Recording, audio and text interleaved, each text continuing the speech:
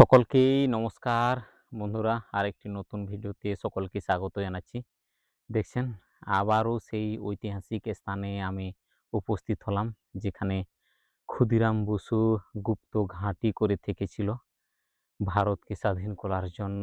নিজের কত সুচিন্তিত একটা পরিকল্পনা নিয়ে গহীন জঙ্গলের মাঝে, ভাবুন সেই 1800 সালের সময়ের জঙ্গলগুলো কি ঘন ছিল। আমি সামনে গিয়ে স্পষ্টভাবে পুরো তুলে ধরার চেষ্টা করছি।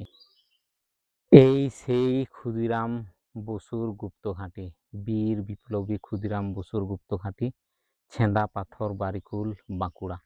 অনেক কাছেই আমাদের ছেঁদাপাথর, প্রায় ভুলাহেদা থেকে যদি ধরা হয় 30 কিলোমিটার মতো পড়বে, জাস্ট হয়তো এদিক সেদিক 25-30-এর মধ্যে। তো আমি ভিতরে যাই, আমি আপনাদের সব কিছু তুলে ধরার চেষ্টা করছি।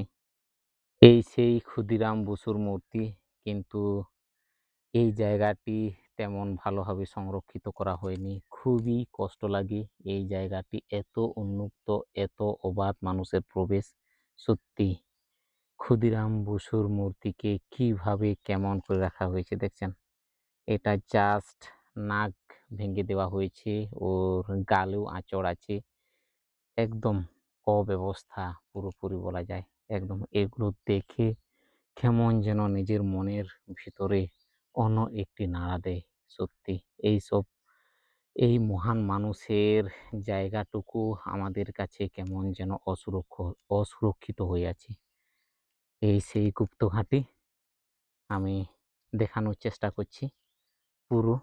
দেখছেন, এই সিঁড়ি ধরে নিচে গুপ্ত জায়গা আছে, কিন্তু সেই জায়গাটিকে বুজে দেওয়া হয়েছে, ব্লক করে দেওয়া হয়েছে। কারণ একসময় 2009-10 সালের একটা অশান্ত পরিবেশের সময় জায়গাটিকে পুরো ক্লোজ করে দেওয়া হয়েছে নিচে, নাহলে অনেক সুড়ঙ্গ ডিপ গভীর পর্যন্ত যাওয়া ছিল।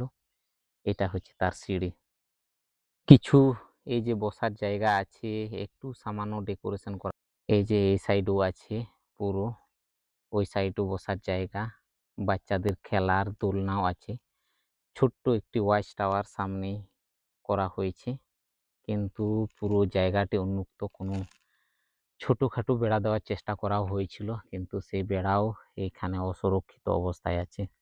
কিন্তু আমি যেটা চিহ্নিত করার চেষ্টা করছি, এই সেই বীর বিপ্লবী যার মনের মধ্যে একটা ভারত স্বাধীন হওয়ার আকাঙ্ক্ষা চূড়ান্ত পর্যায়ে ছিল, কিন্তু তার মূর্তির অবস্থাটা একবার জাস্ট দেখুন। একদম সত্যি এইসব দেখে কেমন যেন নিজের মনের মধ্যে নাড়া দেয়। কেমন একটা পরাধীন, এখনো আমরা পরাধীন ভারতে অবস্থান করছি মতো লাগছে। সত্যি এইসব জায়গাগুলো যদি আমরা বর্তমান সময়ে সুরক্ষিত না করতে পারি, তাহলে কোন জায়গায় আমরা বাস করছি আর কোন জায়গাটাকে আমরা সুরক্ষিত রাখার চেষ্টা করব। আসলে তো ভারতবর্ষ এই মহান বীর বিপ্লবীদের চিন্তা, মতাদর্শ, বিচার নিয়েই তো প্রতিষ্ঠিত, আর এই বিচারেই তো চলছে। তো এই বিচারধারার স্রষ্টাদের অবস্থায় যদি আমরা না সুরক্ষিত করতে পারি, তাহলে আমরা নিজেরা কোন বিচারধারায় এগিয়ে চলছি। তো ঠিক আছে বন্ধুরা, এই পর্যন্তই। এই ভিডিওটি যতটা পারেন শেয়ার করবেন, আর আমার পেজটি ফলো করে রাখবেন। সকলকে অসংখ্য ধন্যবাদ। জোহার জানাই।